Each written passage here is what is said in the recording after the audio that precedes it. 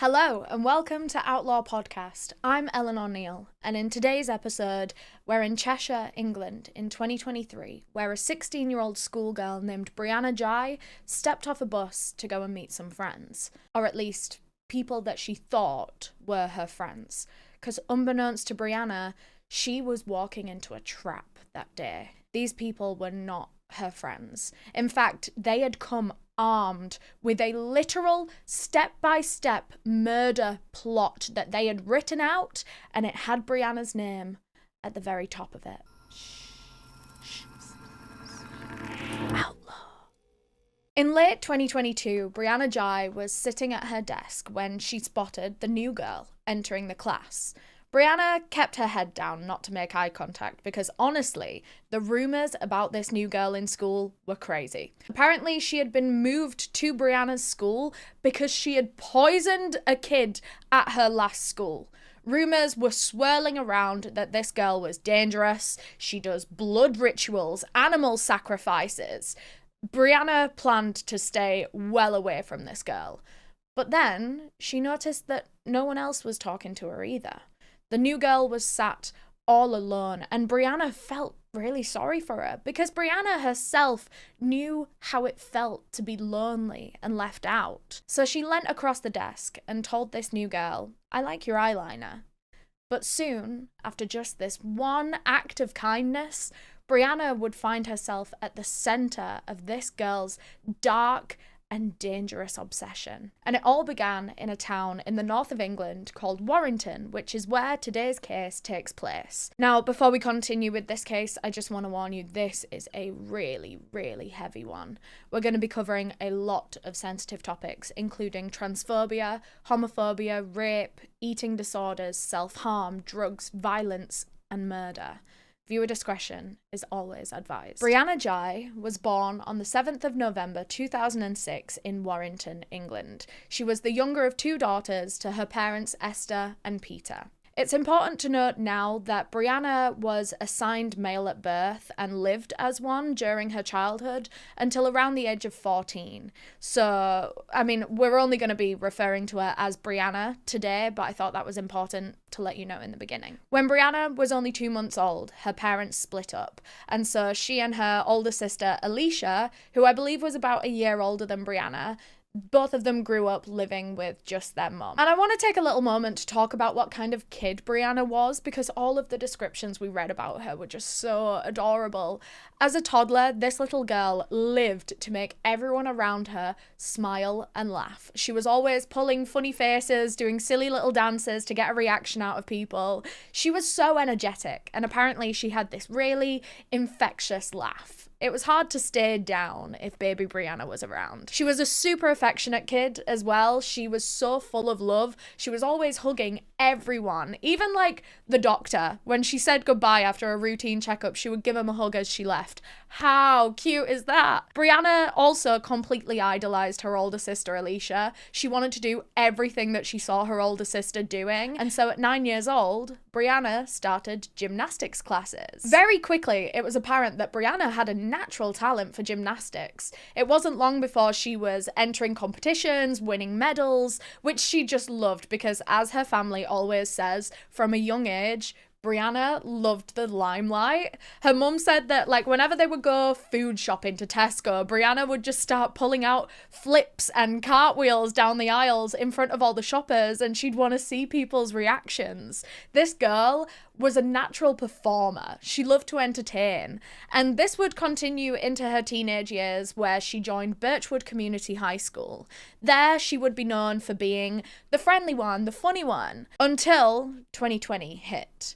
Halfway into secondary school, aged 14, Brianna's life and her fun, outgoing personality would all be derailed. And that was when the pandemic hit.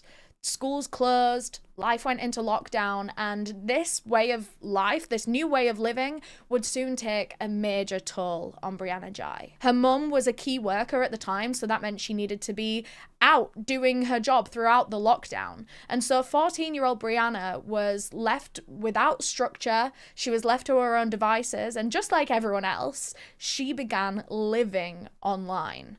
TikTok, Instagram, Twitter, you name it, Brianna was active on it. She was consuming loads of different content. A lot of it was harmless, but soon she landed in dangerous territory. Brianna had stumbled into the world of pro-anorexia, and she began following accounts that promoted restrictive eating and self-harm, and before long, she began limiting her foods and self-harming. She had been struggling with her mental health for a little while at this point, but it was only getting worse and worse as the weeks went by.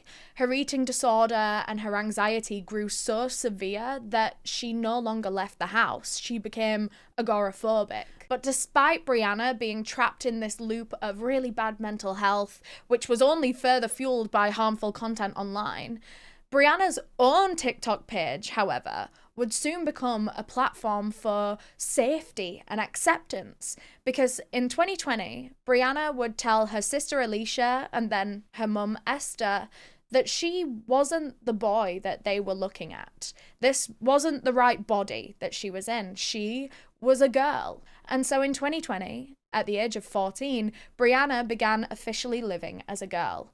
It didn't come as a huge surprise to those closest to her, honestly, and thankfully, her transition was fully supported by her friends and her family. Even her dad, who she had a bit of an on and off relationship with over the years, he was also doing his best to support Brianna. And it was around this time that Brianna sat down with her mum and her sister to come up with her girl name. Brianna's first choice wasn't actually Brianna. Originally, she wanted to be Brittany, but her mum and her sister talked her out of it. They said it didn't really suit her, and they just tweaked it a little bit to make Brianna, which they all felt was a really good fit. And so Brianna Ghey she was. So when school opened up again in 2021, she went back as Brianna, wearing the girls' uniform. And at this point, according to her friends, Brianna's TikTok was low-key blowing up. She had like 180k followers. And when she came back to school, she would keep trying to film this content on her break and on her lunch, but the teachers caught her and they told her off. You're not allowed to film in school. It was the same at my school too. And so Brianna would sneak off to the bathrooms and film her TikToks there instead. And honestly, you can totally see how she managed to build up such a big following. Brianna was strikingly beautiful. Of course, there was so much more to her online presence than just her appearance, and we will get to that in a second, but she had that kind of unique look that would stop you in your tracks mid-scroll. She was a redhead. She wore it either in like a short, cropped, straight bob, or she would layer in these really long, thick extensions. She wore round glasses and filled her eyebrows in really straight and defined, and her smile was so big and beautiful. It lit up all the way through her eyes. Most of the photos I've seen of Brianna, she's almost always wearing a huge smile. But on top of that, the way that she communicated with her online platform would touch so many people's lives.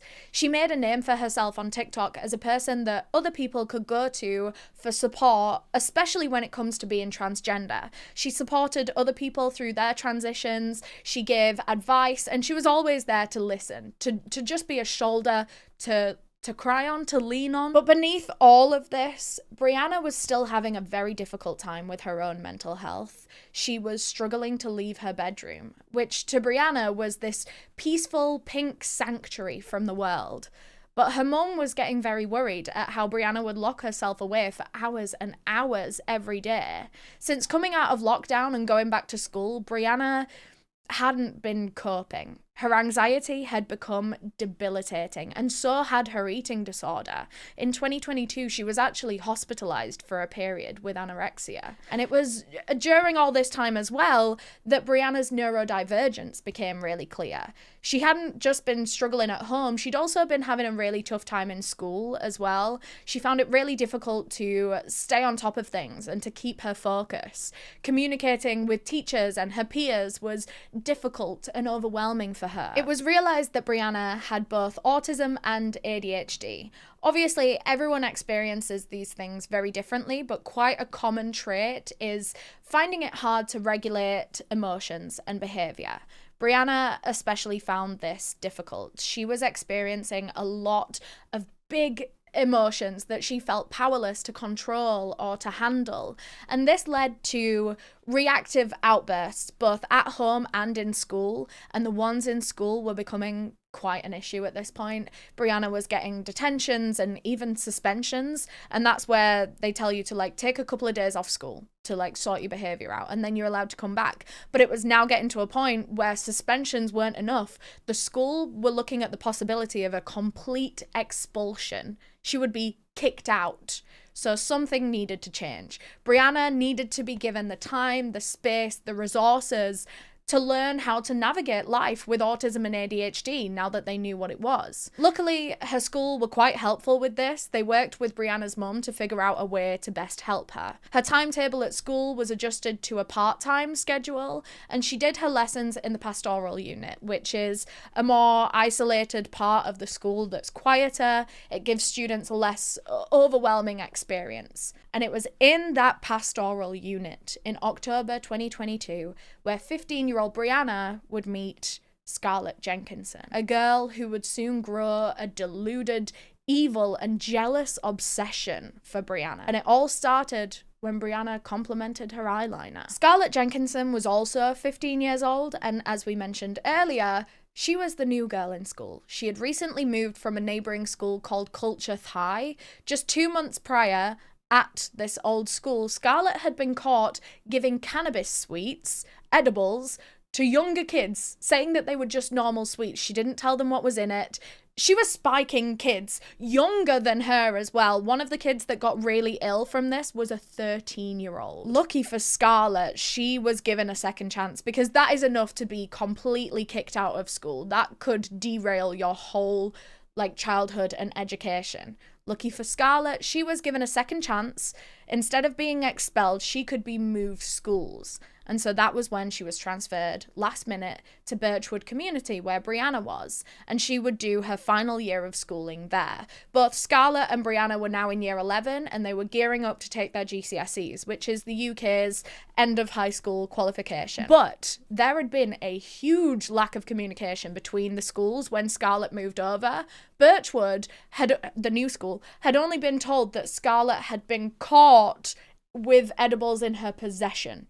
Not that she had been lying to younger kids and drugging them, which is mad, actually. Really dangerous that the new school couldn't properly anticipate what kind of student Scarlett might be if some of her history had been omitted when she was sent there. And because of the last minute transfer, they couldn't fit all of Scarlett's subjects into her timetable, so she would have to spend 3 hours a week doing independent study in the same pastoral unit that Brianna also had her lessons in. Now, at her old school, Scarlett was thought of as a weirdo among her peers.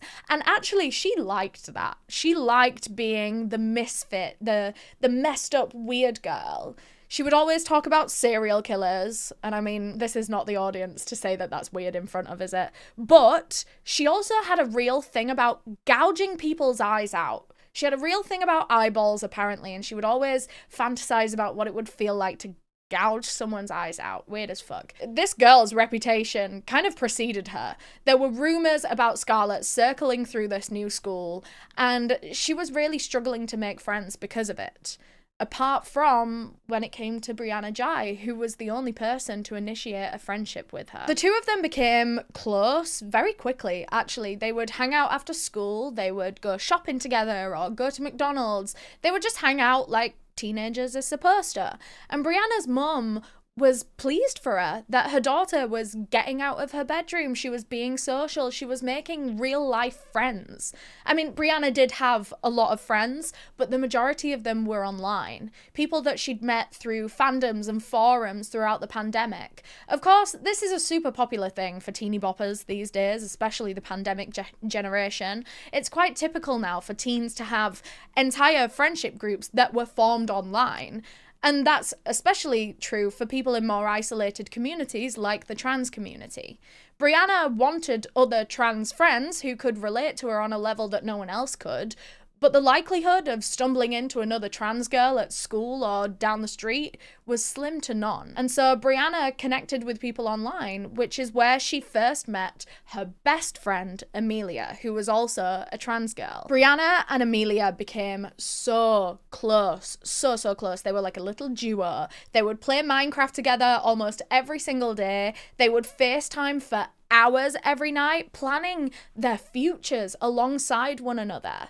They dreamed of moving out together and becoming roommates one day. They said that they would get all of their surgeries at the same time so that they could go through this process together. They were two best friends that were becoming more and more like sisters every day. But they hadn't met in person yet because Amelia lived all the way in Scotland, which was hours away from where Brianna was living. So until then, Brianna could really do with a real life friend like Scarlett to hang out with, or at least that's what everyone thought at first. Now, one day after school, Scarlett opened up WhatsApp on her phone and messaged a contact that she had saved as Tesco John Wick. Tesco John Wick's real name was Eddie Ratcliffe. It was a friend from her old school. She called him that because she thought that he looked like a budget version of John Wick. Eddie and Scarlett had met when they were about 12 or 13 years old at her old school. They were loose friends who would hang out, every now and then. But since leaving her old school, Eddie was one of the very few people that kept in touch with Scarlett. Eddie Ratcliffe was an ex-amateur MMA champion, so the boy can fight. And he was known for being clever in school too. But socially, he was not so great. Lately, Eddie had been asking Scarlett specifically for girl advice because, in his own words, he was socially inept. He had always struggled to make and keep friends, and recently there was this girl at school that he had a crush on, but he couldn't pluck up the courage to talk to her. So he would go to Scarlett for advice on how to talk to this girl, and he would say things like, well, what if she replies? What do I do? I mean, surely that's the goal, right? Anyways, Scarlett, in comparison, didn't struggle at all socially with flirting or dating. She had a boyfriend who she would go to the park with. She would call and text him throughout the day, but he didn't know the half of it because Scarlett never showed her boyfriend the same kind of darkness that she showed Eddie Ratcliffe. On the 5th of December 2022, Scarlett sent Eddie a screenshot of an advert for a red room on the dark web. Now, for those of you that are unfamiliar, red rooms on the dark web live stream an unwilling victim being tortured and even murdered. They are live murder shows that only those in the know on the dark web can access. Now, some people that have never seen a red room with their own two eyes say that it's all just an urban legend. It's just a dark web urban legend. It's a sensationalized story that people like to spread. But other people would say that those people just don't know where to look and that red rooms are very real. Scarlett sent Eddie this screenshot of a red room advert and captioned it, "I love watching torture vids, real ones on the dark web. I've liked stuff like this for a while. I'm just happy because I've finally found a good red room." And 10 days later, Scarlett would send Eddie a message that would be the catalyst of this whole entire hellish case that we're discussing today. On the 15th of December 2022, Scarlett typed, "I'm obsessed over someone I know, but I don't have feelings for them. She's called Brianna. I don't know how to explain. Also, she has a dick, lol." Minutes later, Scarlett's phone vibrated with a reply. It read, "Is it a femboy or a T-slur?" Obviously, Eddie didn't censor that word the way that I just did. And Eddie's extreme transphobia to not even acknowledge Brianna as human, let alone a girl, is going to be a constant with him throughout. And while I know that some people do genuinely choose to go by it pronouns, Brianna had never asked for that. She only ever wanted to go by she, her. Eddie was using it solely to degrade and dehumanize her. By the new year, in 2023, Scarlett's obsession was beginning to look almost like a crush, honestly, when she admitted to Eddie that Brianna makes her nervous. Eddie had texted her saying, "Tell me how you feel when you interact with it." Scarlett said, "Well, I get nervous and stuff." So Eddie tells her, "I don't think you're necessarily in love. I think you're intrigued by its unnatural nature." It's so horrifically vile, the language that Eddie specifically uses around Brianna. It breaks my fucking heart, man. But it's this moment that I really need you to listen closely to, when Scarlett messaged Eddie saying, "I think Brianna's prettier than me." To which he replied, "I mean, prettier than you, but it's a boy." And with that, Scarlett's complex obsession with Brianna seemed to narrow into pure jealousy and bitterness. The idea that boys think that Brianna is prettier than her had made Brianna a target for Scarlett's insidious attacks. Now, one thing that I haven't told you yet is that over the last few months that Scarlett had been befriending Brianna, she had also been planning to become a real-life serial killer, just like all the ones that she openly admired. And this isn't hyperbole, this isn't exaggeration. Scarlett and Eddie had genuinely been discussing the idea of committing murders together. Murders as well, multiple. For about 3 or 4 months now, they had been WhatsApping about this since October, when Scarlett actually joined Brianna's school. Now, as far as we know, Brianna hadn't always been in mind to be a target. Scarlett and Eddie had discussed a few other names over the months, usually other kids from their schools that they hated for one reason or another. It was a growing list of names of potential victims. And after that conversation that confirmed to Scarlett that Brianna was prettier than her, Brianna's name had made it onto their hit list. The other names on Scarlett and Eddie's list have obviously never been released to the public. All these other kids are referred to in the media and in these reports just as Boy E or Boy M, etc. One of these boys was a lad that Scarlett hated, and one day she texted Eddie saying, "So I need help killing someone. It's his fault if I get expelled and I really hate him." So Eddie asked, "What did he do?" And Scarlett said, "He told the teacher about me taking pills and stuff." Those pills were LSD, by the way. "He's a dick to me. He deserves to die.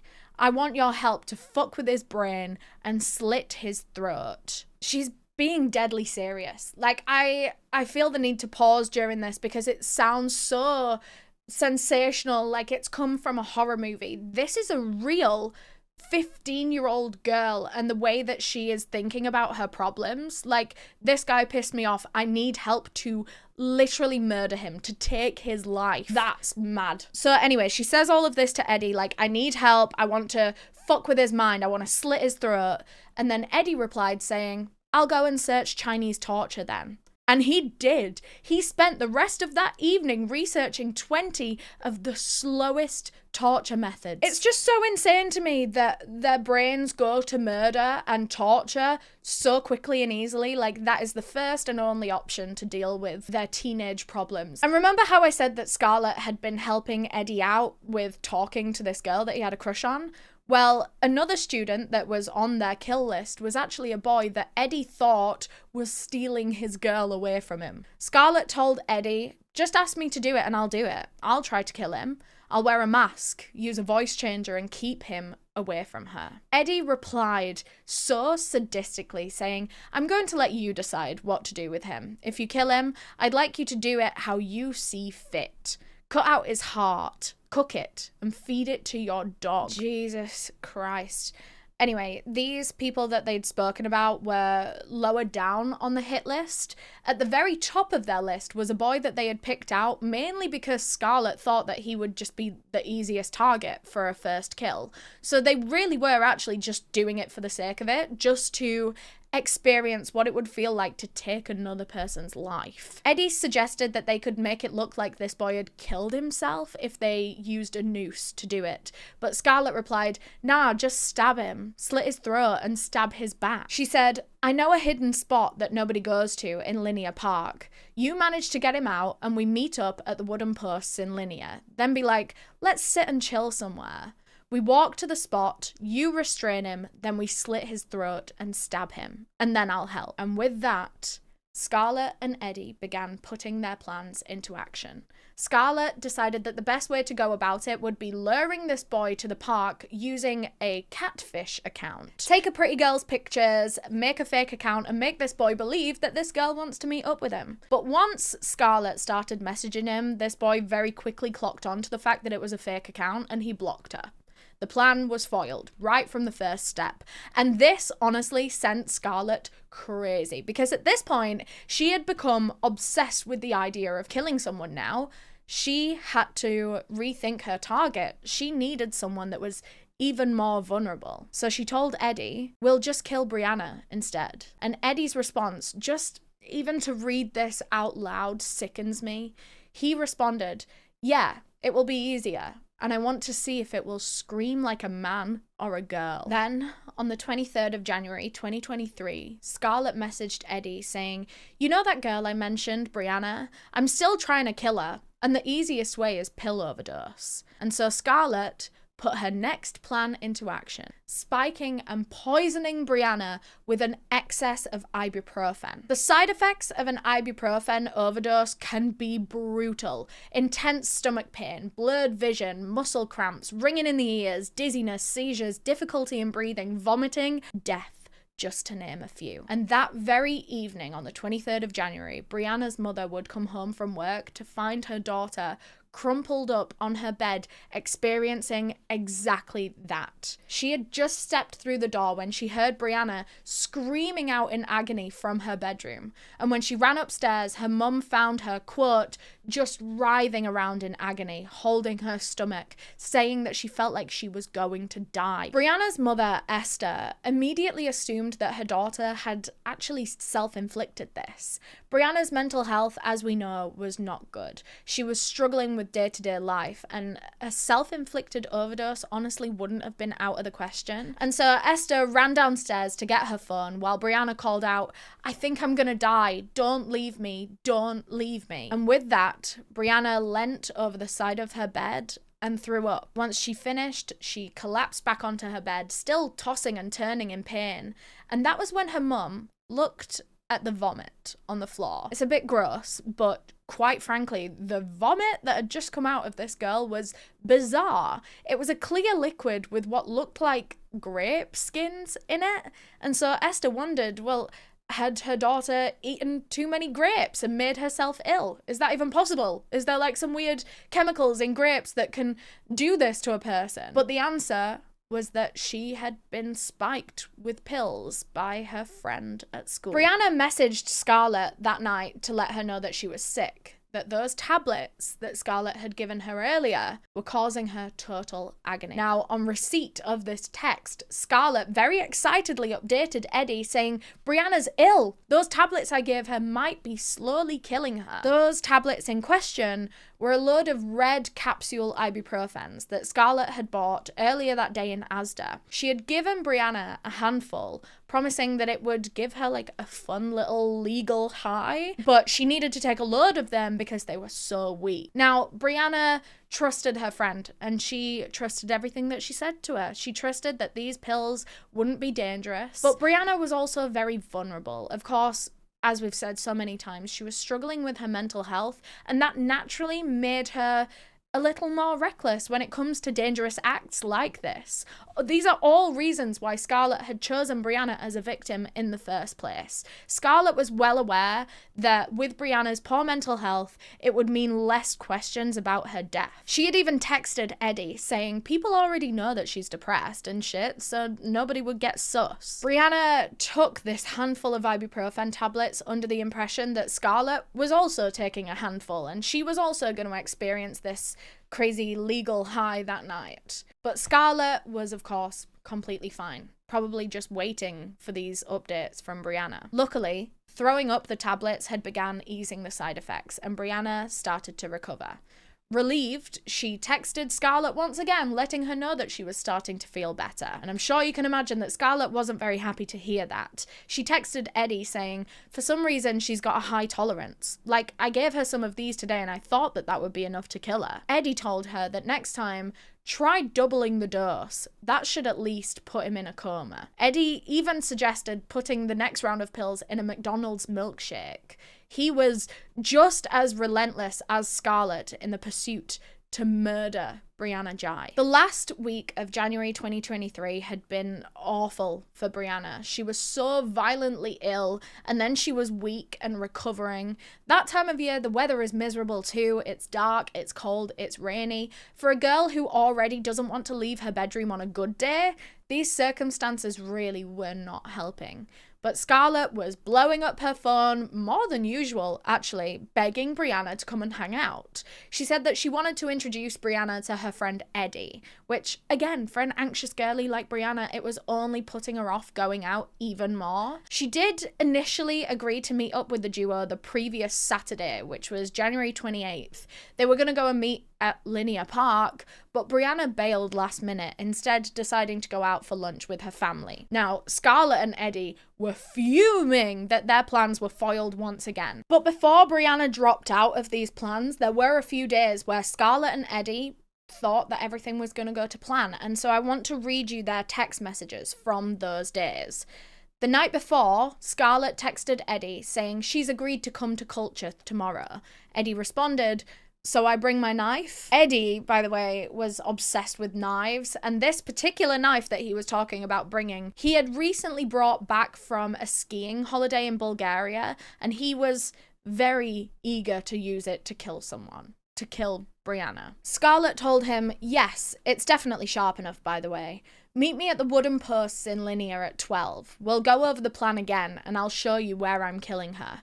And then we both walk to the library to meet her, and grab onto Brianna, slit her throat, and when she starts to fall, stab her in the back, then pass me the knife. I want to stab her at least once, even if she's dead, just because it's fun. LOL. My God, I need a minute before I carry on. That last sentence was so fucking evil, man. I want to stab her at least once, even if she's already dead, just because it's fun. LOL.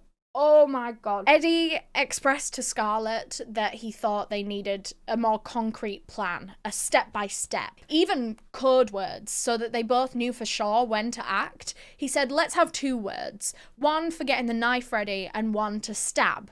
To which Scarlett said, "For getting the knife ready, I'll look at you and cough, and to stab, I'll say gay." You heard that right. Their second code word, well, only code word, was gay. Now, later on in this episode, you'll see that there is a whole debate that surrounds this case as to whether or not it is classed as a hate crime. And that might catch a lot of you by surprise. I mean, we've all heard the texts now. The way that these two people discuss Brianna's identity is so disgustingly transphobic. I honestly find it hard to believe that this wasn't a hate crime that was motivated by Brianna's identity as a trans girl. We've seen the way that Eddie speaks about her identity. That is, without question, total transphobia.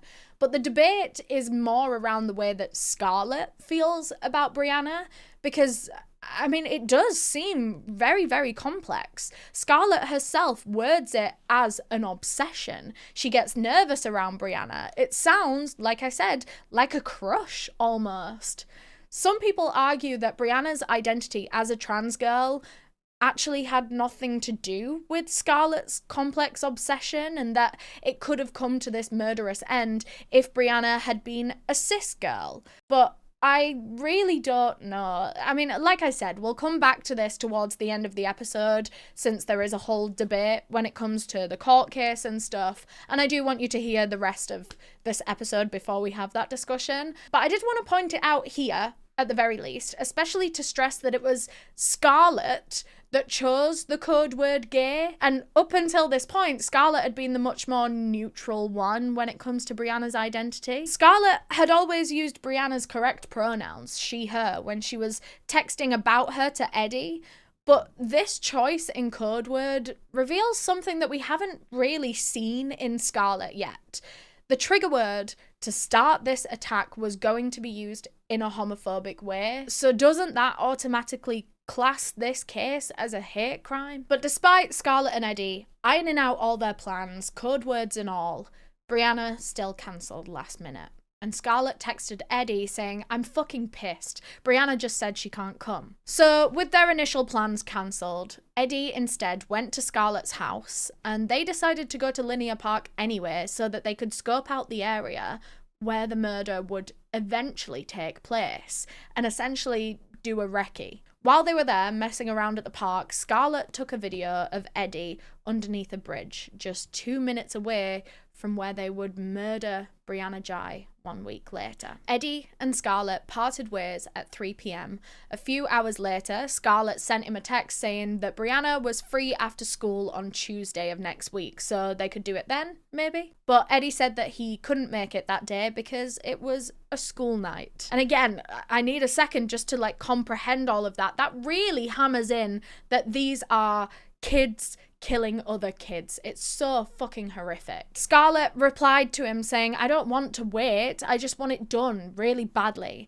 I just want to see her die ASAP. I want to see the pure horror on her face and hear her scream in pain. But she just couldn't convince Eddie to commit the murder on a school night.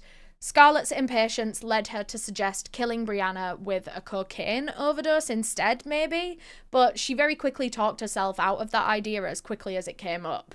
It would be a very expensive thing to get a hold of that much cocaine to kill a person, and she also realised that feeding her an overdose wouldn't ultimately satisfy the urge that Scarlett had to, quote, see the pure horror on her face and hear her scream in pain. And so she said to Eddie, let's just stab her, it's more fun. So the park plan was back on. They agreed with Brianna that they would all meet up there on Saturday, the 11th of February, 2023. By the 3rd of February, Scarlett had written up the official murder plan, and it read, Saturday, 11th of February, 2023. Victim, Brianna Ghey. Plan. Meet Eddie at Wooden Posts at 1 p.m. Walk down to the library bus stop. Wait until Brianna gets off the bus, then the three of us walk to Linear Park, go to the pipe/tunnel area.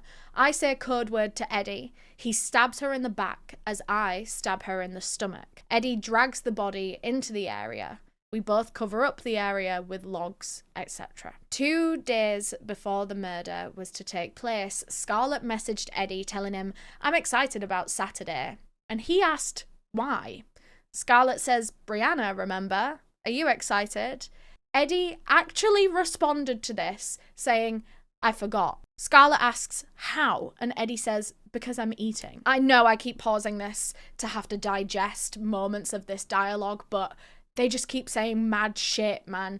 He forgot about this murder plot that had been months in the making because he was busy eating. That's how much this shit doesn't matter to him. That, oh my God, it's grotesque. Anyways, the following night was Friday evening. The very next day, they would be putting their murder plan into action.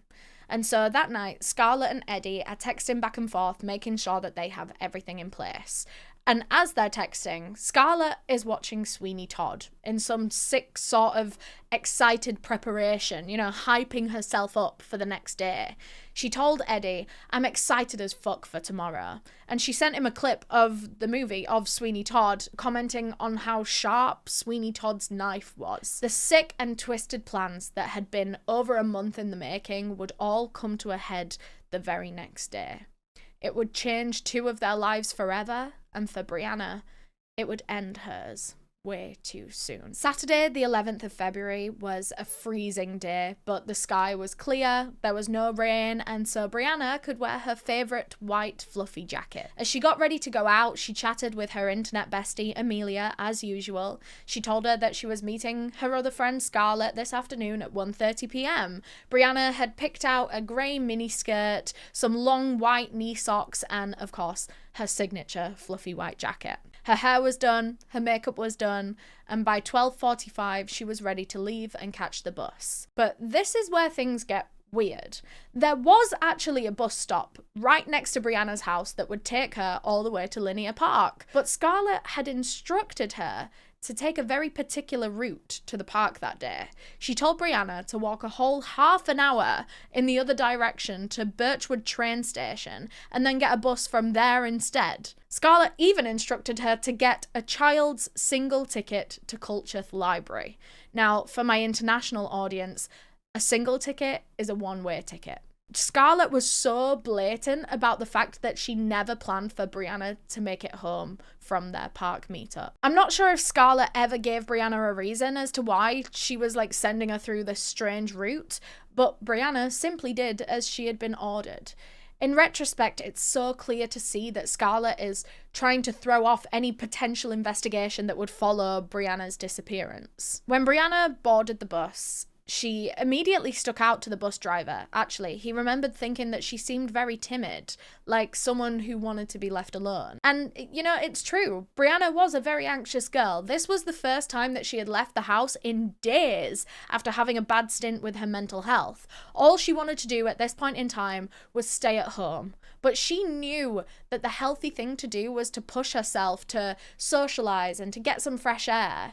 Brianna was doing an act of self-care that day, even though it was so hard for her to get herself out of the house. As she sat down, Brianna took a picture of her feet and messaged her mum saying that she had just gotten on the bus, but she was really scared. Her mum messaged her back, reassuring her that she was proud of her for catching the bus all by herself. At 1:53 p.m, Brianna arrived at her destination. She got off the bus and she was met by Scarlett, who had been eagerly waiting for her on the footpath. Eddie, on the other hand, is weirdly, lingering off to the side. On the CCTV footage, it looks almost like he was trying to, play it cool, trying to seem disinterested in Brianna. But we all know that that couldn't be further from the truth. She had been his and Scarlett's main topic of conversation for literally months. I mean, Eddie was, in his own words, socially inept, so maybe that's why he wasn't talking to Brianna, saying hi to her. But either way, he eventually joined the girls and they headed to Linear Park. And in his pocket this whole time was the knife. The plan for the day, or at least what they told Brianna, was that they would be picking up some cocaine from a dealer and they would all be trying it together. This would be Brianna's first time doing cocaine, and she was nervous. In fact, she wasn't even 100% sure that she would actually do any, but she was at that age where you're curious about the taboo. Can I just side note this with a caution to those that might be feeling the same? I don't want to sound like your teachers and say, don't do drugs, kids, even though I probably should be saying exactly that. But I know that that's the kind of attitude that makes kids rebel and want to do drugs even more. So what I will say is, please be so incredibly careful if you do choose to experiment, because you never truly know what's in any substance that you buy from some dodgy character. My mum always used to tell me that the first time you try drugs could well be the last, because you never know if it's cut and mixed with something that could kill you. We've seen it way too many times. Drug testing facilities exist for this exact reason, and you won't see repercussions for getting your drugs safely checked. Look into the Wedinos project, for example, that's here in the UK. You know, just to conclude this point, I won't tell you what to do with your life, but I will beg you to be careful about whatever you choose to do, because it's a very fucking tricky guessing game that is way too easy to lose and never wake up from. Sorry, my drug PSA out of the way. Back to this case. Brianna, on that day, thought that she was in trusted company. She believed that Scarlett was a good friend of hers, though it seems that Eddie being there that day was making her more anxious than she usually was. But anyways, the three of them walked down a main road, down an alleyway, and onto a housing estate to reach the entrance to Linear Park. They were en route to reach that pipe/tunnel that Scarlett had written about in the murder plan, but Brianna was starting to feel uneasy, mostly about the whole cocaine situation. The whole time that they'd been walking, Scarlett had been Snapchatting the dealer that she was supposed to be picking up from, or at least that's what she told Brianna. Scarlett was actually secretly snapping herself. She was having a conversation with herself to make this whole cocaine pickup ruse seem real. As time passed, Brianna started catching on that something was up. She just didn't know what. She was feeling anxious about it all, and so she decided to hang back and wait while Eddie and Scarlett went off to go and meet this fake dealer. At 2:15 p.m, Brianna Snapchatted Scarlett saying, "Girl, I'ma wait here until we have drugs, lol, I'm too anxious." So she's on her own. 15 minutes later, she's still waiting for them to return when she messages bestie Amelia saying, "Scarlett is so weird, girl. I think she's pretending to have a dealer." It just felt like they had dragged Brianna on this wild goose chase, waiting to meet a dealer that clearly never existed. 20 more minutes passed without hearing from Scarlett, and so Brianna texted at 3:06 p.m. saying, "Girl, where are you?" It had been nearly an hour at this point since Scarlett and Eddie left, but just 7 minutes after that last message was sent, Brianna's dead body would be discovered. It's estimated that between 3:07 and 3:12, in that gap of just 5 minutes, Scarlett and Eddie snuck up on Brianna.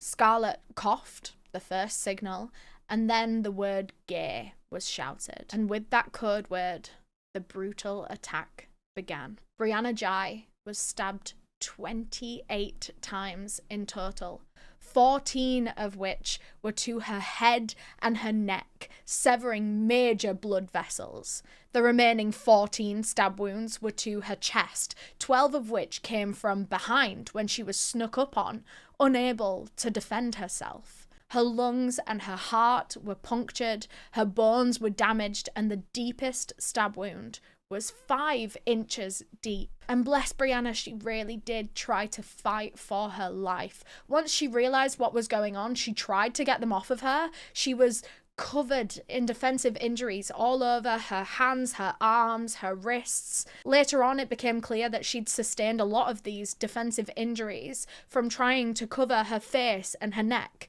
trying to protect herself from a girl that she had considered probably her closest school friend. For a brief moment during the attack, Brianna actually managed to slip away from her attackers and get herself over to some nearby steps, but Scarlett and Eddie caught up to her, restrained her, and continued the attack. This attack was brutal, and tragically, Brianna was conscious all the way through. She was only 16 years old. She was terrified, betrayed, and in so much agony in that freezing February weather. She was meant to make it home that night, to FaceTime her best friend Amelia as usual, to eat dinner with her mum and her sister. She wasn't meant to be bleeding out, face down in the mud. And as Eddie and Scarlett stood over her body, they were out of breath, covered in blood. Suddenly, something was about to go very wrong. Something that hadn't been a part of their plan. A husband and wife named Andrew and Catherine were out walking their dog through Linear Park at that exact moment, and they spotted Scarlett and Eddie in the distance. Eddie crouched down over something. From so far away, the couple just assumed that this boy must be crouching to see a dog, to adjust its lead or something. But as the couple got closer, they noticed that it wasn't a dog. It looked more like maybe a large doll. By now, Eddie and Scarlett had spotted this couple in the distance, and they were panicking because this couple were getting closer and closer, and they would actually probably be able to recognize, to remember their faces. So they got up and Eddie began to walk very quickly away, almost like at a jogging pace, knowing that he needed to get away quickly, but without seeming too suspicious. But it was a bit late for that, especially because Scarlett actually hung back and she stood staring down this couple that were approaching, almost trying to intimidate them. It was like a standoff. She locked eyes with Catherine for about 8 to 10 seconds, and Catherine said this just sent shivers down her spine. And once Scarlett broke the eye contact, she scampered off after Eddie into a nearby field. Catherine and Andrew got a very uneasy feeling from this whole thing, and while they initially thought that this would turn out to be some sort of childish prank or a misunderstanding, they quickly realised the horror of what they had just stumbled upon. Catherine noticed that this wasn't some sort of life-size mannequin doll, it was a real girl covered in blood. This couple had just scared off this girl's attackers. Catherine and Andrew had a flash of pure horror and panic, but they very quickly snapped into action to try to save this young girl.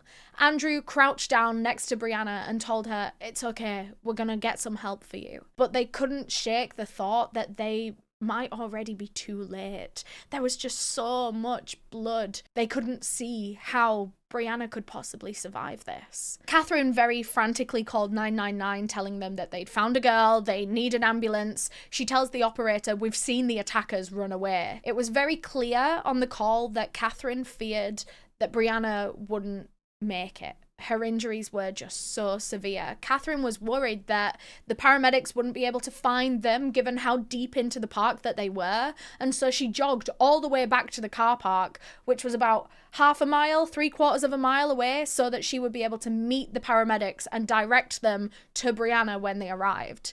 As Catherine had run off to go and meet the emergency services, Andrew stayed with Brianna. He could have sworn at one point that he heard Brianna breathe or sigh, and he told her not to worry. They've called the police, just hang in there. At 3:25 p.m, the first police officers arrived on the scene. Incredibly fast, I have to say. Catherine and Andrew only found her at 3:19, so within 6 minutes, there was an officer there. Catherine brought this guy over to where Brianna was laying, face down on the floor. He turned her onto her back, and he tried to give Brianna CPR while paramedics and air ambulances arrived a few minutes later. Obviously, the location that this had taken place made it all the more difficult to reach and to treat Brianna. There were no roads nearby. There was nothing notable to help, direct the different emergency services. It was all just fucking trees. Scarlett and Eddie had done this on purpose. They had taken her out into the depths of the park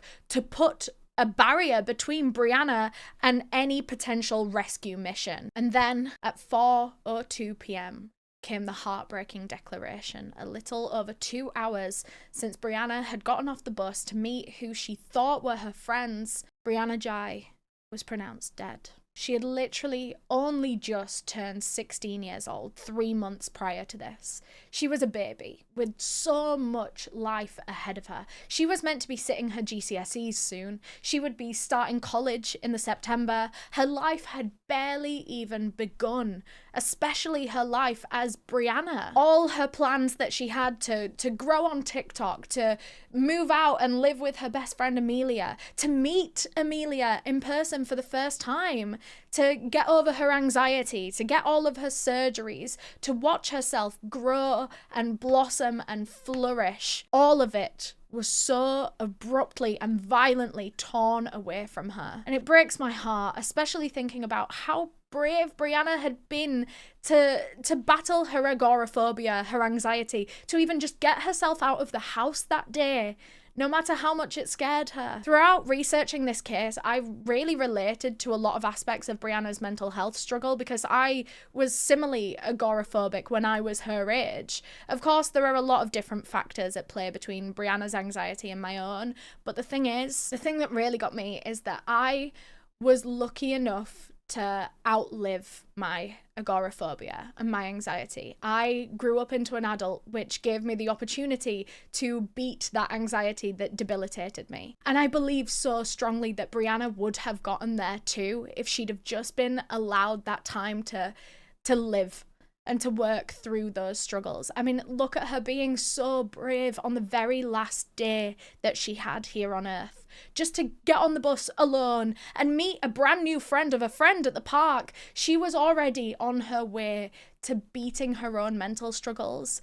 I just wish more than anything that she would have had more time and more help to grow into the amazing woman that I just know that she was heading to be. Now, before we move on, before we talk about the police investigation, this has been a very heavy, emotional last couple of minutes of the episode, so I do just want to give a bit of a time to recover, and I also want to take some time to shout out a charity that is not only close to my heart, but so close to so many other LGBT hearts up and down the country. Mermaids is a UK charity that is completely dedicated to supporting trans, non-binary and gender diverse children, young people and their families. Mermaids run a helpline that trans, non-binary and gender questioning people can call whenever immediate support is needed, but this hotline can also be utilised if you're a friend or a parent or a teacher or a guardian of someone that could use that support. Mermaids also run monthly in-person events in cities all over England to bring people together for peer peer-to-peer community support, which helps these young gender diverse kids to feel less alone. It builds their self-esteem. It gives them a sense of belonging in this world, which can be sadly very hard, very difficult to achieve. In a world where it takes so much courage and bravery just to be yourself, where you're used as a political scapegoat to detract from real issues and used in the media like your identity and your rights should be debated, we need to support the trans community more than ever. As always, we will link Mermaid's website in the description of this episode. There you can find their helpline, you can find different resources, and of course there is the option to donate to help to fund the amazing work that they do. Please, if you have a couple of quid to spare this Pride Month, just know that you would be helping the trans youth to find their way in this world. Now, back to Brianna's case. That evening, around 5 p.m, as the sun was setting, Brianna's mum, Esther, was on a dog walk with her partner, and as they were out, they noticed just how many police cars were speeding through town. And Esther even made a joke to her partner. She said, if Brianna doesn't turn up soon, I'll have to ring the police for her as well. Like I said, it was 5 p.m, so it wasn't too late, but they were wondering where Brianna was and what she was up to. They hadn't had a text update from her in a while, but they weren't too worried yet. But by the time they had circled back to their street, they spotted 2 police officers standing outside of their open front door. Brianna's sister Alicia was sitting in a state of shock on the stairs. The 2 officers asked Esther if she wanted to sit down, but she said no. She just wanted to hear what they were there for. They told her that they had found a body, and that body was believed to be her daughter, Brianna. But strangely, the police told Esther and Alicia that they didn't yet know her cause of death. I guess they wanted to be 100% sure what had happened before telling them. I guess this was all unfolding very, very quickly, but this was at 5 p.m. when her family are being told. At 5:53 p.m, a text was sent to Brianna's phone from her best friend, Amelia. Amelia said that she had just woken up from a nap, but she was asking Brianna if she was okay. Because remember, the last thing that Brianna had even said to Amelia was about how Scarlett was weird and it seemed like she was faking meeting a dealer. So Amelia didn't think too much of it until 8 hours later when she still hadn't heard from Brianna. And so she texted her again saying, girl, you better not be dead. Later that night, as news reports began circulating, Amelia followed up with a flood of horrified texts saying, no, Brianna. Now, the first and only time Amelia would ever get to meet her best friend in real life would be at her funeral. By now, of course, a police investigation was well underway, and lucky for detectives, their murderers were a couple of fucking idiots who had left a very clear trail that could be followed. Minutes after Eddie and Scarlett scampered out of Linear Park, they were caught on a few different cameras, one being a car's dash cam, another being a house's Ring doorbell. They're both walking with no sense of urgency. You wouldn't think anything if you passed them in the street. And then they both split up and went in their separate directions to their separate homes. Eddie boarded a bus, and he was actually caught on the CCTV of the bus rubbing blood from his hands as he paid for his ticket. As Scarlett made her way home, she actually dropped Brianna's phone, which was covered in her blood, into a drain, hoping that it wouldn't be traced back to her. But once the 2 arrived at their respective houses, that's when shit started to feel real. Eddie began freaking out. He was Googling how to cope with anxiety, trying to self-soothe, knowing damn well that the consequences of his actions would be severe. Scarlett, on the other hand, couldn't be more different. She was sat at home doing some online shopping for flared jeans, and that floored me. Either she really is that unbothered that her mind had moved on and she's happily shopping, or maybe she's trying to craft some sort of like late alibi. Like, if her internet history on the day of the crime looked innocent and oblivious, then maybe that could help her case. I don't know. But speaking of creating a fake alibi, let me tell you about the text that Eddie and Scarlett proceeded to share between themselves that evening. Bear in mind, they have already been texting so openly about how much they want to stab Brianna, about the weapons, the locations, the code words, the whole fucking 9 yards. This whole time they have been texting like no one's watching. But now they decide to switch up. At 5:25 p.m, Scarlett texted Eddie saying, "My brother just told me not to go to Linear Park because a woman got stabbed." Eddie texted her back saying, "Jesus, really? Holy crap." They're sending each other links to press reports, acting like they're finding out the news in real time. First, that a woman was stabbed in the park. Then when the news broke that it was Brianna Ghey, and then when the news broke that she was pronounced dead, they're sending each other updates. I get the sense that forming an alibi in this way was just an excuse to stay up to date with how the case was unfolding. They were reveling in what they had done, in the life that they had taken, and the devastating ripple effect that their actions were having on the whole community now. At 11:11 p.m, Scarlett texted Eddie asking, "Do you have anxiety about getting caught?" And he replied to her saying, "Probably." But she reassured him, "You're not going to get caught, don't worry, police are shite here." The next morning, Scarlett deleted a Snapchat conversation that she had had with Brianna, and a little later that day, she texted Brianna's phone, the one she threw in a drain, saying, "Girl, is everything okay? Some teenage girl got killed in Linear Park. It's on the news everywhere. And why did you ditch us for some random man from Manchester? Like, WTF? That's so fucked up." Again, we're gonna pause to comprehend what the fuck that was. How evil for Scarlett to cover her own back by planting a seed of victim blaming here in this text. Lying about Brianna going to meet, quote, "some random man from Manchester," to throw the scent off of herself and Eddie. I guess she was hoping that the police would read that text and think, well, the culprit must be this random man from Manchester. Like, also, that is such a random lie. And it's just the cherry on top of all the fucked up things that she has done. The fact that she is now berating Brianna over text after killing her. Like, Scarlett has made up this fake thing that Brianna supposedly did to upset her. You know, she ditched them for Manchester man. Her actual words were, "What the fuck, that's so fucked up." Girl, you fucking murdered her. And you have the nerve to text that to your victim's phone the next morning to prevent you going to jail and her receiving justice?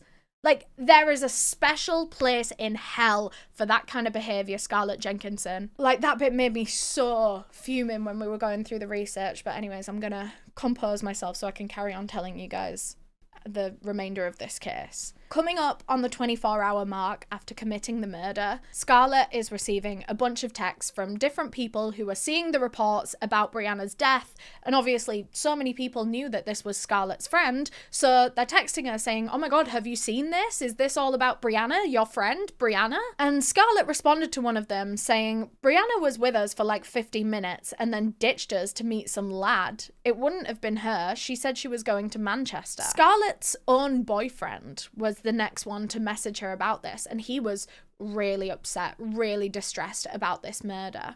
But bizarrely, Scarlett almost forgets that it's supposed to be her who was super close with Brianna. She replied to her boyfriend as if it was his friend that had died. She's saying, "It's going to be okay, baby. I'm here for you, baby." And at this point, Scarlett's parents, which is something we haven't thought about yet, what her parents were thinking, they were growing quite concerned about this whole thing. They knew that their daughter had met up with Brianna the day before, the day that Brianna had been killed. They knew that Scarlett would have been one of the last people to have seen Brianna Ghey alive before her body was discovered. Now, I'm not saying that they were suspecting their daughter of having done anything awful, of having committed the murder, but they did know that she needed to talk to the police and tell them everything she knew. And so at 5 p.m, Scarlett's mum actually called the police, telling them that her daughter had been with Brianna the day before, and she even handed the phone to Scarlett to speak to the police directly. Now, Scarlett told the operator that Brianna had stormed off to go and meet a 17-year-old boy from Manchester, and that was the last she had seen her. When Scarlett eventually got off the phone with the police, she texted Eddie at 6 p.m. saying, "Make sure your story adds up. Say to police, we met Brianna at 1:30, walked to Linear, sat and chilled on the bench, and then Brianna looked at her phone, said she was going to meet some lad, and walked off." Like, I know these kids are 15 years old and obviously clearly very stupid, but it's next level to be texting so openly about getting your story straight. Like, what was the point in them pretending to learn of this case in real time and sending each other reports being like, "Oh my God, have you heard about the stabbing in Linear Park?" if they're just gonna text like this again straight after? Like, are they expecting police to read their texts or not? Like, none of it makes sense to me. But anyways, 25 minutes later, Scarlett does something egregious. She posted on her Snapchat story a photo of Brianna, a screenshot of Brianna Ghey's death being announced, and Scarlett captioned it, "Brianna was one of the best people I've ever met, and such an amazing friend.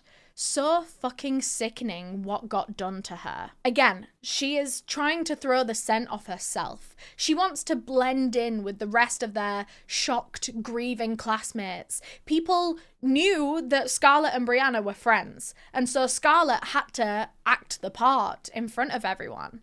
It's so messed up on so many levels that she was planning her murder for months, only to post her photo after killing her, captioning it that she was one of the best people you ever met. Like, I'm trying to work out, is there any remorse in this at all? Like, a guilty streak that is now leading her to say nice things about Brianna now that she's killed her? But you know, I actually don't think there is any remorse or guilt in this whatsoever. I think we would see it seep through more of Scarlett's actions if there was, but we just don't see it anywhere else. She's shopping for flared jeans. She's designing her alibi. She's even berating Brianna over text. Meanwhile, at home in his bedroom, Eddie was in a very different headspace. He was online looking at the Crown prosecution website. He was doing his research. He wanted to know just how much trouble he was in. He was looking up Data Protection Act offences and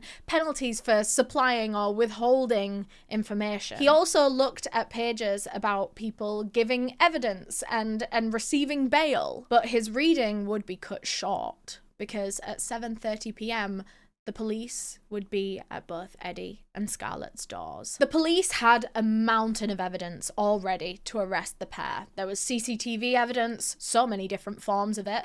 There were witness statements, all linking them both to the scene of the crime. And so with that, Scarlett Jenkinson and Eddie Ratcliffe, both just 15 years of age, were arrested on suspicion of the murder of Brianna Ghey. How come I'm a suspect? How come you're a suspect? Because I'm the last person at scene, or is it? I don't know. All the information I've received is you are a suspect, okay, for the murder. Yeah. I can explain everything. No, listen. Right, listen. Do it all on into it, right? When the two of them were arrested, their bedrooms were searched, and in Scarlett's, the police found a 6-inch kitchen knife with blood on, but the blood actually turned out to be her own. It wasn't Brianna's. This wasn't the knife that was used to kill Brianna. But there was more stuff found in Scarlett's bedroom. There was a bounty of handwritten notes, including the step-by-step murder plot that she had written out titled Victim Brianna Ghey. But that wasn't the only murder plot that she had thought about. There was a plan B and a plan C if the first two failed. One of them was give them alcohol with sleeping pills, slit throat, dismember body, place pieces in bin bags, bury bags 7 feet underground. Another plan read, get her to go to Linear Park, go to the hidden spot near the bridge I usually go to, someone jumps out and restrains her, I kill her. There were several notebooks just filled with dodgy shit in Scarlett's bedroom. She would make notes about rape victims and murder victims, facts about like all her favourite serial killers and different murder methods and ways to get rid of bodies. There were pages where she would write like some random dark words like punishment and sin and mortality, just like sprawled across the pages. There was nothing more to it. She was just like such a dark, tortured soul, you know what I mean? Then when police searched Eddie Ratcliffe's bedroom, there they found muddy trainers with blood on, a blood-stained jacket, a hunting knife with blood on, and when all of these things were tested, all of the blood was a match to Brianna Ghey. Upon their simultaneous arrests, Eddie and Scarlett were taken to 2 separate police stations where they would spend the next 2 days consistently being questioned. Initially, Scarlett stuck to their original story that Brianna had left to meet some 17-year-old lad from Manchester. Scarlett said that she had no idea who the boy was. Apparently she had tried to ask, but she claimed that Brianna told her, "Stop interrogating me." So she didn't know. Police asked Scarlett how she had found out that Brianna had died, and she said that another girl had reached out to tell her, and then later when she heard it on the news, Scarlett said that she burst into tears. But after a while, Scarlett was running out of fake answers to give. The police just had more and more questions that were beginning to trip her up. And so eventually, she stopped talking entirely and just replied with no comment to the rest of the questions. Honestly, she was fighting a losing battle anyway. At this point, she didn't realise that the police had 11,000 pages of text messages between herself and Eddie where they had been discussing and detailing the murder that they were now being accused of. These 2 little geniuses thought that if they deleted their thread of text messages from their phone, then that also deleted any trace of it ever existing completely. Obviously, the police have their ways. Your phone network records absolutely everything you ever do. Deleting something just from your physical phone is only skin deep compared to the depths of records that these companies keep on their users. I think Eddie had worked out by this point that the jig was up. He knew that the police must have a decent amount of evidence on him to have even made the arrest in the first place, but he had a plan. He tried to get ahead and flipped it all on Scarlett. He said that it was all her. He wasn't even there when Scarlett killed Brianna because supposedly he had wandered off for a pee, for a nature wee. He claimed that in the 30 seconds that it took him to walk a little bit away and turn his back to pee against a tree, Scarlett had lost her mind, and when he turned back around to face them again, he saw her stabbing Brianna. All of that had apparently taken place in 30 seconds. Right. He told the police about all the mental things that Scarlett would text him, all of her fantasies about killing people and wanting to see the horror in their face. He insisted that he didn't think that she was being serious, though. He thought that she just had, like, morbid, dark fascinations and a dark sense of humour. He said that whenever he would respond to these things, he was just playing along because he wanted Scarlett to like him. He said that he didn't think that she would ever actually do any of it. Clearly, all of that's a big fat lie, since he literally planned every step of it with her and then acted it out just so, perfectly according to plan. Both of them were deadly serious, and they had been this whole entire time. Both of them were in it just as much as one another. And when Eddie was asked about his transphobic comments about how he would always misgender Brianna and he would make those horrid, hate-fueled comments, Eddie defended himself by saying he made gay jokes all the time with his friends. This was what the other boys did, and so he did it too. That is just Eddie Ratcliffe's defense in absolutely everything. It's always someone else's fault. Eddie can never allow the blame to fall on himself, but the police could see through it all, as can we. Soon enough, just like they had with Scarlett, the police began to break Eddie down. He was slipping up and making big blunders in his interrogation, one of which was denying taking a knife to the park that day. Well, they had already discovered the knife in his bedroom with Brianna's blood all over it. So now he is just putting his foot in it. He is getting caught lying to the police. So eventually, he too reverted to just saying no comment after every question.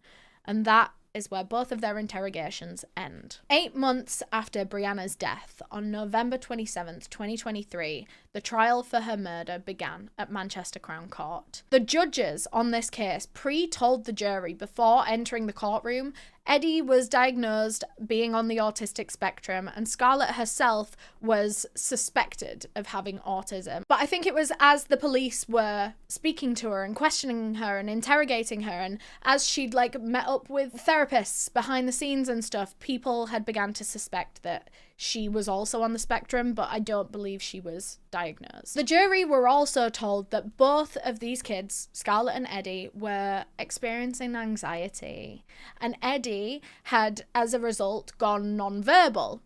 But that wasn't going to stop him from being a bigoted transphobe during the trial, because for the first time ever in British history, Eddie was allowed to write his answers down on a board and hold it up. On that board, when referring to Brianna, he would only ever refer to her as he or it. And this was not an accident. It wasn't from a lack of understanding. He had been introduced to Brianna through Scarlett as a girl. Even Scarlett was always using she, her pronouns for Brianna. So Eddie would repeatedly, intentionally go out of his way to disrespect and dehumanize his murder victim at her own trial, in front of her grieving family, in front of the media, in front of the jury who would be deciding his fate. If there was ever a reason to put your hatred to bed, it would be right now, and even then he didn't want to do it. Scarlett's anxiety was also acknowledged to the jury. At this point, I'm not being funny, but yeah, you're a murderer on trial to decide your fate when it comes to how long you're going to be in prison. Whose anxiety wouldn't be shot through the fucking roof over this? And I understand that these things do need to be acknowledged, but their murder victim had autism and anxiety too. They picked her out because she had these things, because she was vulnerable, because she would be an easier target. So I think it would just be so incredibly unfair for Scarlett and Eddie to get any kind of lighter sentencing or a more lenient decision based on that. Throughout the trial, the two of them were even given fidget toys to play with. Now, I don't want to be that friend that's not woke enough, but just imagine the list of Brianna's gruesome, torturous injuries was being read out to a misty-eyed court while the two killers are popping fidget toys in the corner. I just couldn't believe my fucking ears when my researchers told me that. But anyways, all the disclaimers about Scarlett and Eddie aside, it really wasn't looking good for them. There was a bunch of irrefutable evidence presented to the court. A bunch of Eddie's stuff had Brianna's blood on it, which obviously had all been confirmed by now. His shoes, his jacket. He tried to argue that all of this blood had gotten onto his clothes because he ran up to Brianna when Scarlett had stopped stabbing her, because remember, his story is that he was turned around for a pee, and then when he looked again, Scarlett's stabbing Brianna. So he said that he ran over to Brianna when Scarlett had left her alone to see if she was still alive, or to see if he could help her, if he could save her. But soon, once he'd gotten the blood all over himself, he panicked and ran away because he didn't want to be involved. I mean, none of us believe that, but even if we did, that doesn't explain why the knife has Brianna's blood all over it. The pathologist that carried out her post-mortem was even able to confirm that the knife found in Eddie's bedroom was a match to Brianna's wounds. Eddie said that he only went along with the fake Manchester boy cover story at first because he was scared that Scarlett might come after him next, which is funny because in court, Scarlett would say the exact same thing about him. Her version of events is that she walked away from Brianna and Eddie at 3 p.m. to go and meet this fake cocaine dealer that she'd been Snapchatting all day when she heard a scream. And when she spun around, she saw Eddie stabbing Brianna to death on his own. Scarlett started crying in the witness box, saying that she was scared that Eddie would kill her if she spoke out against him. She even wanted to help him cover up his tracks, and that's when she began texting Brianna as if she had no idea that she was dead. Scarlett Jenkinson also claims that she never once stabbed Brianna. She said that it was all Eddie. And honestly, it's actually really fucking hard to determine the exact truth here. Only 3 people know who stabbed Brianna and how many times each of them did it. One of those people is Brianna, who is no longer here to tell us. And if Tweedledum and Tweedledee won't back down from having opposing stories, then I'm not sure we can ever find out the exact truth of this case. The trial lasted almost 4 weeks. Throughout this time, both of the kids were being held in cells and they had compulsory psychiatry sessions.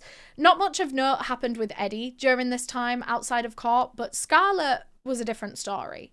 Her psychiatrist notes that said that she was thrilled by thoughts of violence and sometimes sexually aroused by it. Not only that, but while she'd been in her holding cell, Scarlett had actually managed to make another kill list. How the fuck did that get past them, boys? Who's the officer in charge around here? All the names on Scarlett's kill list 2.0 were different guards and wardens that had been looking after her while she was in jail. Clearly, this girl has patterns. The trial finally came to an end on December 20th, 2023, when Scarlett Jenkinson and Eddie Ratcliffe were found guilty of the murder of Brianna Ghey. And though it couldn't be determined who did what to Brianna during the attack, the judge concluded that it didn't really matter when it came to their punishment. They were both equally responsible for what happened to their victim. The judge acknowledged that transphobia and homophobia were a contributing factor that further antagonized Eddie into killing Brianna. But despite this, neither Eddie or Scarlett were charged with a hate crime. And I personally think that is quite frankly despicable, especially on the part of Eddie Ratcliffe, who had made numerous transphobic remarks whilst plotting Brianna's murder. From only ever referring to her as it, to saying he wonders if she'll scream like a girl or a man. I personally think that the judge dropped the ball massively there. I'm honestly offended by such a decision, and I think there should be way more outrage towards that. In my opinion, this was so clearly a hate crime, and Brianna's identity as a trans girl was so central to this whole thing. Anyways, Eddie and Scarlett's sentencing hearing came in February 2024 when both of them were sentenced to life in prison. Eddie to serve a minimum of 20 years and Scarlett a minimum of 22. So strictly speaking, they could both be out a few years before their 40th birthdays. That is enough time to get a career, to meet someone, fall in love, start an entire life and a family. Something that they both completely robbed Brianna of. On the court steps, Brianna's family read out statements about the murder and Brianna's memory. And I just want to read out a part of Esther's in particular because it was a statement not just full of sadness and love for Brianna, but she advocated on behalf of the accused families too, which is quite something. She described Brianna as larger than life, as funny, witty, and fearless. She thanked the dog walkers who found Brianna, the emergency services who responded to her, and the jury who found her killers guilty. But she closed saying this: "Please have some empathy and compassion for the families of the young people convicted of this horrific crime. They too have lost a child and must live the rest of their lives knowing what their child has done." And I think that is so powerful, and it's truly admirable from Esther. Vigils for Brianna were held across the entire UK. People everywhere were talking about her, making banners and signs with her picture on. Even the Sam Smith did a beautiful tribute to Brianna during their London show at the O2, wearing a halo specially made with Brianna's full name written among stars. Brianna's funeral was full of her favourite colour, pink. White horses pulled her coffin while everyone else in attendance was also wearing pink. You know what, usually I wouldn't go into this much detail, but I think this next part is so beautiful. Brianna's body was cremated after the ceremony, which is maybe a bit more unusual. I'd say burials are more common in the UK, especially if it was a younger person that passed. But her mum, Esther, knew that Brianna would hate to be left alone. She knew exactly where Brianna would want to be, and that's in her bedroom at home. And so Esther gave Brianna's bedroom a makeover. She painted the walls with a fresh coat of pink paint. She bought the pink fluffy rug that Brianna had been nagging her for ages. And she decorated one of the walls full of pictures of her daughter. Brianna's ashes sit in her bedroom now in a little pink urn to match the way that Brianna always used to wear pink pajamas at home. A month after Brianna passed away, her mum was taken aback with just how many cherry blossoms were blooming in their area. There were so many, all brighter than Esther had ever seen. They were so pink. And similar to that, on the day that the jury found Scarlett and Eddie guilty, the sky was also pink. And on the day that the judge gave them their life sentences, rainbows appeared in the sky. And I just want to take a second before we continue with the aftermath of this case to do a second charity shout out, because Esther and Alicia, Brianna's mom and her sister, actually made a charity in Brianna's memory. It's called Peace and Mind. The donations to Peace and Mind go towards teaching kids in school mindfulness, to equip them with coping methods and techniques to combat negative emotions, just like the anxiety that Brianna struggled with so badly. Of course, the link to Peace and Mind will be in the description if you would like to find out more or donate in Brianna's memory. I have, and I encourage all of you guys to do too. I also want to add here that Brianna's mum Esther has written a book called Under the Pink Sky that tells her and Brianna's story. We wrote today's episode using some extracts from the book as reference, but we made a conscious decision not to retell Esther's story. It's important to us that she's the one who tells the story of her and Brianna's life. So if you're listening to this podcast episode after already having read Esther's book and you're thinking that we've left gaps in the story, it's because we believe that those parts are for the people who knew her deeply to tell. And if you do want to read more intimately about Brianna or the family's life or the personal elements of the case, then we do really recommend you go and check out Esther's book. Now, to close off the episode, I just wanted to take a moment to talk about the way that the press handled Brianna's death, because it was not right.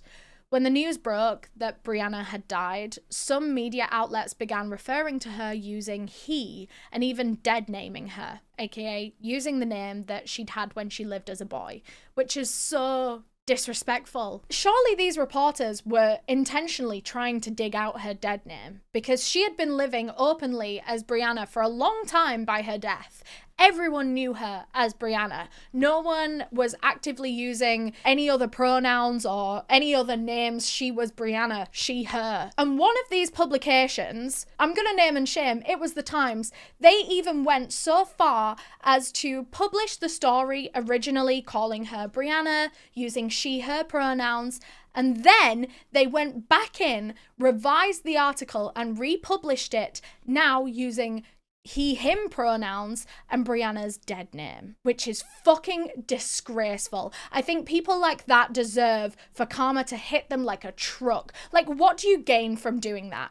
What do you gain from going back into that article and stripping Brianna of her identity? That is so grim. That is evil. In the wake of Brianna's death, there has been a campaign to amend the UK's Gender Recognition Act to allow transgender people who have died to be legally remembered on their death certificates as the gender that they identified as while living, while at the time of their death. On Brianna's death certificate, she is gendered male, and it's so painful to think about because you just know that it would be so upsetting to her. The government has responded to this, saying that they can't recognise people's new gender on the death certificate unless they had gone through the full process and acquired a gender recognition certificate before they died. But again, I'm going to say, like, what do you get out of that? What harm would it honestly do to anyone to allow Brianna to be remembered as a girl on her death certificate? It's really not that big of a deal to others, but it is to trans people and to their loved ones. And as I film this episode today, only recently did our UK Supreme Court rule in favour of fascism to purposefully exclude trans women from what should be safe spaces for all women. They ruled that a person can only be legally defined as a woman if she biologically has a vagina. And now Trans women could be excluded from single-sex spaces like toilets and changing rooms, not only excluded from the women's spaces, but forced to use the men's spaces. And quite frankly, that sounds a million times more dangerous for trans women than the quote-unquote danger that cis women could experience from having trans women in our bathrooms with us, where they have been for decades without issue, let me remind you. The group who led this whole campaign are called For Women Scotland, and they were celebrating on the steps. They were drinking Prosecco like it was some huge win for women. It's fucking not. It's honestly just insecure, bored women, intellectually lacking the ability to act on real politics, and instead turning the lives and the safety of trans women into a debate that puts them in even more danger. Trans women are constantly in danger, yet some cis women, and obviously men, are obsessed with forcing this narrative down our throats that trans women are a threat to us. They are not. I should know. I have been sat covering cases of young women's murders for years, week in, week out, and the biggest threat to cis women are cis men. And they don't need to change their whole entire gender identity in order to attack us, to rape us, to murder us. If a man wants to hurt a woman, he will do it. He won't pretend to be trans in order to do it. On top of the constant political scapegoating, transgender people are over 4 times more likely than cisgender people to experience violent victimization, including rape, sexual assault, and even aggravated or simple assault. And guess what group the majority of perpetrators of this are? Cis men. The people who fill the bathrooms and the spaces, the changing rooms that trans women are being forced to use, despite how dangerous the statistics show that to be. And honestly, why the justice system couldn't even class the murder of Brianna Ghey as a hate crime is beyond me. If someone shouts gay and then murders a member of the LGBTQ community, that is a hate-fueled murder, and you cannot convince me otherwise. And those two, Scarlett Jenkinson and Eddie Ratcliffe, should not only be remembered as murderers, but as transphobic ones too. Brianna was already such a strong figure in the trans community, and she would have grown up to be one amazing woman. She'd already helped so many others just by giving advice online and having the strength to exist as herself. In a time where trans lives are in so much danger, just like Brianna's was, we need to do more to protect them, not exclude and reject them the way that the Supreme Court ruling and the right-wing media would have you believe. Our trans siblings are facing enough dangers as it is. Dangers like Scarlett Jenkinson and Eddie Ratcliffe. But enough about them. Let's end this with Brianna's moment. We will always remember Brianna Ghey as a truly iconic beauty, full of bravery and kindness. She will live on forever in the way that we celebrate and remember her. She always wanted to be famous, and to me, she always will be. Thank you so much, everyone, for tuning into this episode of Outlaw Podcast. It was a very, very heavy one, so I just want to check in. Is everyone okay? Everyone doing okay? I'm sure you can tell I'm very, very passionate about this one, and I had to keep pausing to compose myself throughout, but I really hope that this episode touched your heart as much as looking into this case touched all of our hearts here at Outlaw. I'm actually getting a little bit emotional now. Anyway, back to YouTuber mode. If you are watching on YouTube, please leave a like on this video and leave us a comment so that we can continue the conversation. If you're listening on a podcast platform, then please rate us 5 stars. And with all of that being said, I will see you in the next episode of Outlaw Podcast.